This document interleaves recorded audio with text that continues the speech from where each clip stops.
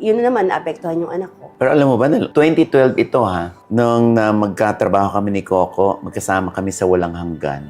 Sa set, talaga nagbuhos ng sama ng loob sa akin si Coco na masama loob niya sa akin. Kasi nga, kinampihan kita. Kasi nga, pinaniwalaan ko kung ano yung naunang report na anak ka ni Coco yung anak mo. Pero alam mo ba, sabi niya sa akin, alam mo, gusto ko na sapakin nun, naiinis ako sa'yo kasi parang masyado mo naman akong ginudge, sabi niya sa akin. Maria. So ako, syempre, sa araw-araw na yun ang trabaho ko, di ba na, di ko na makalimutan. So nag-sorry naman ako kay Coco. Alam mo, ang gustong sinabi ni Coco, sana nga, akin na lang yun. No?